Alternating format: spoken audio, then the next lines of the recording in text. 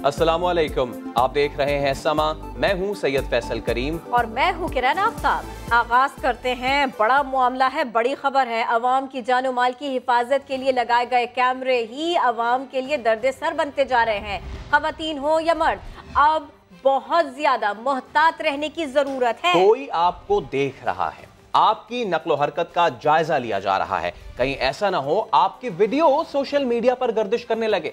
हम बात कर रहे हैं सेफ सिटी कैमरास की, जिससे मुबैना तौर पर तस्वीर लीक होकर सोशल मीडिया पर आ गई हैं। रिपोर्ट देखिए। होशियार, खबरदार, कोई आपको देख रहा है। कहां से आई है ये तस्वीरें? कौन लाया है ये तस्वीरें? लोगों की जाती जिंदगी के लम्हात भी महफूज नहीं। सेफ सिटी कैमरों की मुबैना तस्वीर लीक, सोशल मीडिया पर गर्दिश में।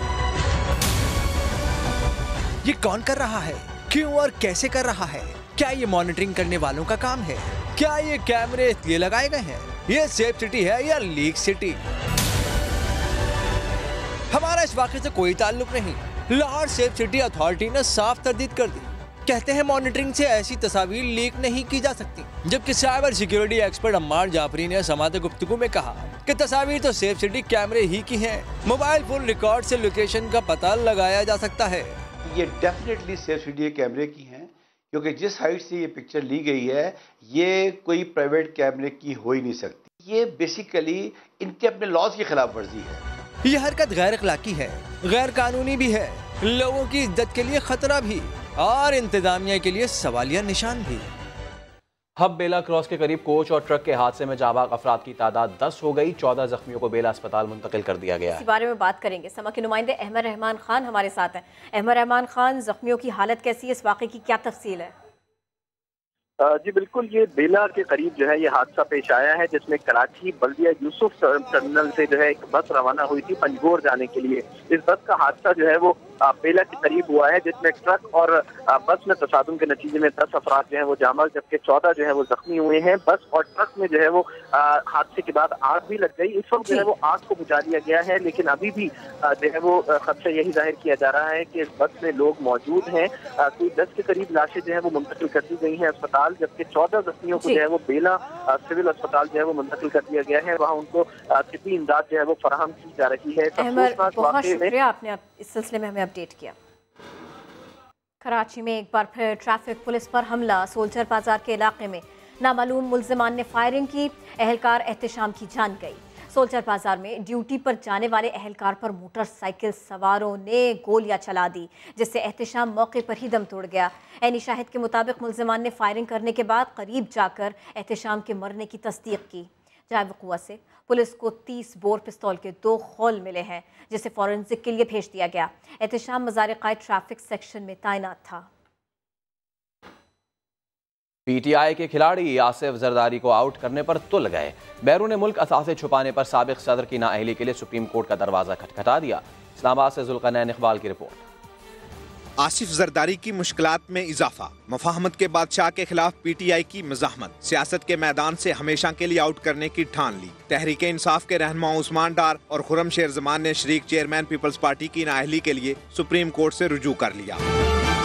सुप्रीम कोर्ट में दायर दरखास्तों में मौक़िफ़ अख्तियार किया गया है कि आसिफ जरदारी ने बैरून मुल्क 14 करोड़ 37 लाख रुपए के असासे छुपाए, न्यूयॉर्क में फ्लैट और 2 बुलेट प्रूफ गाड़ियां जाहिर नहीं की, JIT के सामने झूठ बोला, वो सादिक और अमीन नहीं रहे, लिहाजा आर्टिकल 62(1)F के तहत ताहियात नाअहल किया जाए। मेरा मानना है इंसाफ पे मबनी फैसला आया तो आसिफ अली जरदारी की ताहयात नाअहली यकीनी है। जो कौम से वादा किया था वो वादा आज हमने पूरा किया है और हमने ये पिटीशन जो है सुप्रीम कोर्ट में आज फाइल कर दी है, जो कि एक्सेप्ट हो गई है। पीटीआई के खिलाड़ियों की जानिब से न्यूयॉर्क के पोश एरिया में आसिफ जरदारी की पार्किंग लॉट का भी इंकशाफ। उस्मान डार ने दरखास्त के साथ पार्किंग लॉट की टैक्स रसीदें भी बतौर सबूत पेश कर दी। दरखास्तों में आसिफ जरदारी, इलेक्शन कमीशन और सेक्रेटरी कौमी असम्बली को फ्रीक बनाया गया है। इस्लामाबाद हाई कोर्ट ने अल-अज़ीज़िया रेफरेंस के खिलाफ नवाज शरीफ की अपील और सजा मुअत्तली की दरखास्त पर नेब से जवाब तलब कर लिया। सजा बढ़ाने की नेब की अपील पर मियां साहिब को भी नोटिस जारी हो गया। फ्लैगशिप रेफरेंस में बरियत मामले पर नेब से रिकॉर्ड मांग लिया गया। सुहेल रशीद रिपोर्ट कर रहे हैं। कोर्ट लखपत के कैदी मियां साहब को फौरी रिलीफ का इम्कान नहीं। इस्लामाबाद हाई कोर्ट में नवाज शरीफ और नैब की अपीलों पर इब्तदाई समाअत के बाद कार्रवाई 3 हफ्ते तक मुलतवी। मियां साहब की अपील और सजा मुअत्तली की दरख्वास्त पर नैब से जवाब तलब।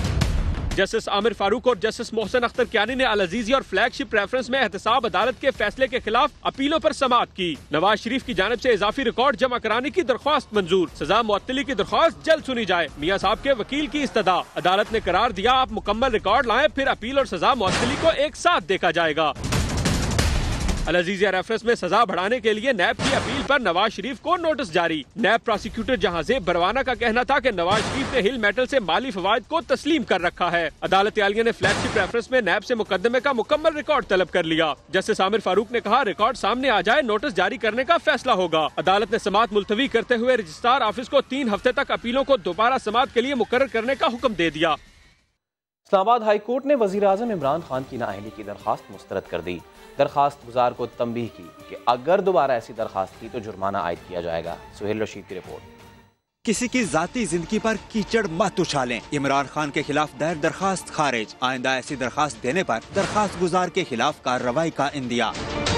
चीफ जस्टिस अतर मिनल्लाह और जस्टिस मियां गुल हसन औरंगजेब ने शहरी हाफिज एहतशाम की जानिब से वजीर आजम इमरान खान के खिलाफ दायर दरखास्त पर समाअत की। दौरान समाअत चीफ जस्टिस अतर मिनल्लाह ने दरखास्त गुजार को मुखातिब करते हुए कहा, आप खुद एक हाफिज हैं, क्या आपने आर्टिकल को पढ़ा? आर्टिकल 63H इखलाकी मामलात से मुतालिक है। इस्लाम का बुनियादी असूल ये है कि किसी की जाती जिंदगी पर कीचड़ न उछाला जाए। पर्दा है तो उसे न उठाया जाए। दरखास्त गुजार ने मौकफ अपनाया कि वजीर आजम ने कागजात नामजदगी में अपनी बेटी टेरियान को जाहिर नहीं किया, इससे मुतालिक झूठ बोला, वो सादिक और अमीन नहीं रहे। अदालत ने दलाइल सुनने के बाद दरखास्त गुजार पर बरहमी का इजहार किया और दरखास्त मुस्तरद करते हुए तंबीह की कि आइंदा ऐसी दरखास्त आई तो जुर्माना होगा। सुहेल रशीद, समा, इस्लामाबाद। खाफ लीग ने इख्तिदार की सफ़ों में फूट का बिगुल बजा दिया। हतमी फैसले का इख्तियार चौधरी शुजात के सुपुर्द। रहनुमा कहते हैं इमरान खान के पास अच्छी टीम होती तो हालात इतने बिगड़ते ही क्यों। अब्बास शबीर रिपोर्ट कर रहे हैं। चौधरी शुजात की सदारत में धुआंधार पार्टी बैठक। काफ लीग इत्तेहादी PTI के खिलाफ फट पड़ी। वज़ीर आज़म इमरान खान पर खूब लफ्जी गोलाबारी। पंजाब और वफाक दोनों हुकूमतों में कप्तान की टीम ना अहल करार दे दी। वजारतों के मामले पर शदीद गम गुस्सा। राहें जुदा होने का राग भी छेड़ दिया। टीम तो इमरान खान बना ही नहीं सके। बड़े बड़े इश्यूज के ऊपर भी अपनी अलाइज के साथ जो है मशवरा न करना, ये बहुत बड़ा फेलियर होता है। अगर उन्होंने साबका रवैये के मुताबिक ही मामले को चलाने की कोशिश की तो फिर चलना मुश्किल हो जाएगा। इजलास में मोनस इलाही ने मामला जल्द ठीक होने का इशारा दिया तो तारिक बशीर चीमा भी खान साहब की नजरे इनायत के मुंतजिर। खुदा का नाम यही तो हम कह रहे हैं कि खान साहब हमें रोके, आप रोकना, आप दिल की बात। हुकूमत के साथ चलना है या नहीं, हतमी फैसले का इख्तियार पार्टी कायद को दे दिया गया। वजीर आजम की कतर से वापसी पर चौधरी बरादरान मुलाकात करके मामला उठाएंगे। इजलास में सानिहाय साहिवाल और महंगाई के खिलाफ करारदादें भी मंजूर कर ली गयी। और उम्मीदों के खिलाफ बादलों ने धुआंधार इनिंग्स खेली तो कराची वाले हैरान रह गए। मौसम बदला तो साथ में मूड भी तो बदल गया। कराची वालों ने तो सोच लिया था शायद इन्हें इतना ही सर्द मौसम मिला, लेकिन अचानक इतवार की रात बादल गरजे, बिजलियां कड़की।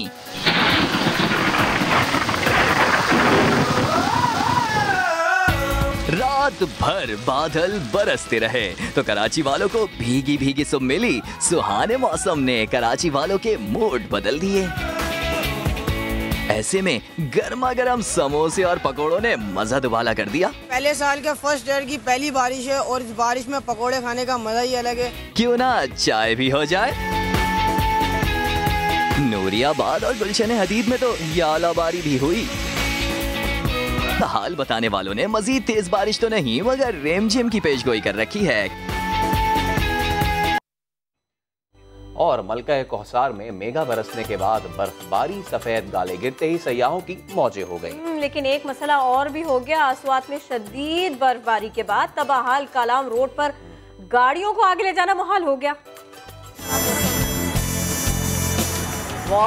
मरी में बारिश के बाद बर्फबारी का सिलसिला शुरू हुआ तो सयाह माल रोड पर निकल आए। बर्फ के गिरते सफेद गालों ने तफरीह का लुत्फ दोबाला कर दिया। सर्दी की शिद्दत में इजाफे के बावजूद सयाहों की मौज मस्ती जारी।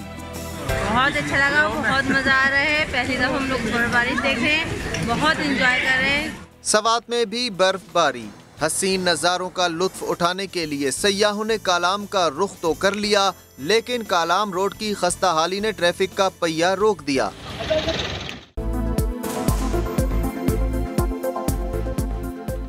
Welcome back. वजीर आजम इमरान खान कतर पहुंच गए। पाकिस्तान को उधार तेल के बाद उधार गैस मिलने का भी इम्कान है। पाकिस्तानियों की कतर में नौकरियों से मुताल्लिक भी बात होगी।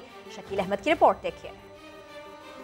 सऊदी अरब, चीन और मुत्तहिदा अरब अमारात के बाद कतर भी मुश्किल हालात में पाकिस्तानी मुईशत के लिए लाइफ लाइन बनने को तैयार। तर्जमान वजारत खजाना डॉक्टर खाकान हसन कहते हैं, वजीर आजम के दौरे कतर में LNG दरामद के लिए शराइत में नरमी पर बात होगी। पाकिस्तानियों के लिए 1 लाख नौकरियों का मुआहिदा भी मुतवक्के। LNG की इंपोर्ट बढ़ाई भी जा सकती है और there is a man power that goes to Qatar. सऊदी अरब से $6 अरब का पैकेज मिलने के बाद इस्लामी तरक्याती बैंक से $4.5 अरब की क्रेडिट लाइन भी ऑपरेशनल हो गई। हुकूमत चाहे तो अब IMF प्रोग्राम मुलतवी भी कर सकती है। अगर तो हुकूमत का ख्याल है कि बैलेंस ऑफ पेमेंट का बंदोबस्त उन्होंने कर लिया है दोस्त ममालिक की इमदाद से, तो फिर कम से कम ये स्टेटमेंट दे देनी चाहिए कि इस माली साल में IMF में नहीं जाना। वजारत खजाना के मुताबिक रवां बरस जून तक बैरूनी अदायगियों का कोई मसला दरपेश नहीं रहा। शकील अहमद, समा, इस्लामाबाद। एक अच्छी खबर, वज़ीर आज़म इमरान खान का नाम ग्लोबल थिंकर्स की आलमी फहरिस्त में शामिल कर लिया गया। मारूफ अमेरिकन मैगजीन फॉरेन पॉलिसी की 2019 की फहरिस्त जारी कर दी गई। मारूफ बैनुल-अक़वामी जरीदे फॉरेन पॉलिसी ने 2019 के ग्लोबल थिंकर्स की फहरिस्त जारी कर दी। वज़ीर आज़म पाकिस्तान भी आलमी सोच के रहनुमा और दानिशवरों की फहरिस्त में शामिल। मैगजीन ने इमरान खान की तस्वीर सरे वर्क पर भी शाया कर दी। फॉरेन पॉलिसी मैगजीन ने इमरान खान को दरपेश मुश्किलात पर मुख्तसर मगर जामे तबसरा किया। अमरीकी जरीदे का कहना है कि साबिक क्रिकेटर को 22 साल जद्दोजहद का फल वजारत उज़्मा की सूरत में मिला। ताहम वजारत उज़्मा संभालने के बाद इमरान खान को सख्त मुश्किलात का मुकाबला करना पड़ रहा है। इक़्तिदार के आगाज पर ही मालियाती मसाइल और कर्जों जैसे चैलेंजेस दरपेश हैं। अमरीकी जरीदे की आलमी मुफक्किरीन की फहरिस्त में इससे पहले मलाला यूसुफजई समेत कई पाकिस्तानियों का नाम भी आ चुका है। सिंध सरकार भी वफाक के नक्शे कदम पर चल पड़ी। पुरानी गाड़ियों को नीलाम किया जाएगा। इसके अलावा भी कई मंसूबों का ऐलान हुआ। संजय साधवानी की रिपोर्ट देखिए। सिंध काबीना की बैठक लगी तो कई फैसले हुए। वफाक ने जो किया वो साई सरकार भी करेगी।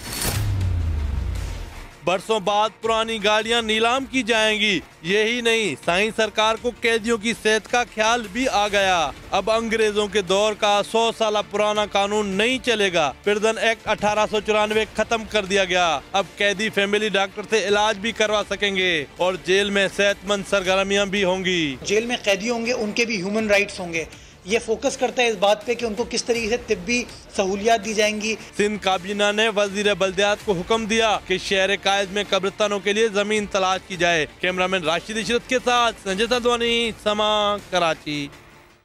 कराची में जहां बादल गरजते रहे, वहीं सिंध असेंबली में GDA की नुसरत ज़हरा अब्बासी बरसती रही। साई सरकार से 10 साल का हिसाब मांग लिया। इतना दर्द है कि वो दर्द उस वक्त क्यों नहीं था जब 10-10 साल रूल किया है आपने। जो सदर था वो सिंध से था। आप लोग 10 क्या 11 सालों का हिसाब दो, बल्कि उसके बाद पहले का भी हिसाब दो। लाओ मोशन, खुदा की कसम हमारे पास इतना मवाद है, बोलने के लिए इतना है। कराची को सिर्फ रेल नहीं चाहिए, कराची को बसें भी चाहिए। कसम से बात करते हैं, आ जाओ। आखिरी दिन जा रहे हैं वापस, हुकूमत खत्म हो रही है। 600 बसों में से जाते जाते मिनिस्टर 10 बसें जाता है। ये लो 10 बसें, जाओ 10 बसों पे घूमो फिरो। ये जो इंक्रोच हुई है, कुछ लोग तो मुल्क से बाहर है, भाग गए। तुम लंदन में क्या कर रहे हो? वो भी आ जाएगा एक दिन, टप्पी शप्पी नाम है उसका। जिस देश के सादा लोह इंसान वादों पर ही डाले जाते हों, उस देश के हर एक हाकिम को सूली पे चढ़ाना वाजिब है। वफाकी वजीर बराए इंफॉर्मेशन टेक्नोलॉजी खालिद मकबूल सिद्दीकी ने कहा, MQM मुत्तहिद जमात है, शख्सियात के आने जाने से फ़र्क नहीं पड़ता। लाहौर में वर्चुअल यूनिवर्सिटी कैंपस के दौरे के मौके पर मीडिया से बात करते हुए खालिद मकबूल सिद्दीकी ने कहा, मुल्की मसाइल का हल सिर्फ जमहूरियत है, सबको मिलकर चलना चाहिए। उन्होंने कहा, साहिवाल का वाक़या बहुत अफसोसनाक है, इस पर तहकीकात मुकम्मल होनी चाहिए। यूनाइट है हैदराबाद का 3 दिन का पहले का जलसा, लीडरों के तकसीम होने से MQM को तकसीम नहीं होना है। कारकुनान इकट्ठा है, 95% एक ही प्लेटफॉर्म पे है, तो एमक्यू मुत्तहिद है। फारूक सत्तार और सिंध हुकूमत का मुस्तकबिल एक जैसा है। खालिद मकबूल सिद्दीकी के इस बयान पर डॉक्टर फारूक सत्तार का रद्दअमल भी आ गया। बोले मेरी छोड़ें, अपने मेयर की फिक्र करें। मैं इस वक्त मौजूद हूँ डॉक्टर फारूक सत्तार के साथ, जो पाकिस्तान के मुमताज़ सियासी रहनुमा है, किसी तारुफ के मोहताज नहीं। डॉक्टर साहब, आज आपके पुराने दोस्त और वफाकी वजीर बरा IT उनसे एक सवाल पूछा गया कि सिंध हुकूमत का और डॉक्टर फारूक सत्तार का मुस्तकबिल आप क्या देखते हैं, तो वो मुस्कुराए और कहा कि दोनों का मुस्तकबिल एक जैसा देखता हूँ। तो आप इस पर क्या रिस्पॉन्ड करना पसंद करेंगे? मेरे वो दोस्त जिनका आपने सवाल किया, वो मेरे मुस्तकबिल और हुकूमत सिंध के मुस्तकबिल की फिक्र करने की बजाय उन्हीं का मेयर जिस बेदर्दी से 10,000 दुकानों को तोड़ चुका है और मजीद दुकानें, कारोबार तोड़ने, तबाह करने, लोगों को बर्बाद करने के एजेंडे पर वो रवाना हो चुका है, उसकी फिक्र करें। मैं एक शेर जरूर पढ़ूंगा, कुछ देर की खामोशी है फिर शोर आएगा, तुम्हारा सिर्फ वक्त आया है, हमारा दौर आएगा। डॉक्टर फारूक सत्तार ने जो जवाब दिया है वो आपने सुन लिया कि हमारा भी दौर आएगा। जी खुर्शीद आलम, शुक्रिया, आप हमें अपडेट कर रहे थे। बुलेटिन में वक्त हुआ एक ब्रेक का, हमारे साथ रहिए। मिनी बजट में नॉन फाइलर्स के बड़ी जायदाद खरीदने पर पाबंदी बरकरार रखने की तजवीज़। 50 लाख रुपए से ज़्यादा की प्रॉपर्टी नहीं खरीद सकेंगे। मिनी बजट के फाइलर और नॉन फाइलर्स दोनों पर ही असरात मुरतब होंगे। नॉन फाइलर्स की बड़ी जायदादें खरीदने पर आयद पाबंदी बरकरार रखने की तजवीज़ है, ताकि टैक्स नेट में इजाफे के साथ पैदावारी शोबों में सरमायाकारी हो सके। हुकाम के मुताबिक बरामदी शोबे के लिए खाम माल पर रेगुलेटरी ड्यूटी में कमी, लग्जरी दरामदी अशिया की हौसला शिकनी की जाएगी। मोबाइल फ़ोन सार्फिन पर 5 रुपये से ज़्यादा के बैलेंस पर टैक्स आयद करने की भी तजवीज़ ज़ेर गौर है। हर खबर के लिए विजिट कीजिए हमारी वेबसाइट sama.tv। इसके अलावा आप हमें फेसबुक और ट्विटर पर भी ज्वाइन कर सकते हैं। एक ब्रेक के बाद हेडलाइंस के साथ दोबारा हाजिर होंगे। देखते रहिए समा।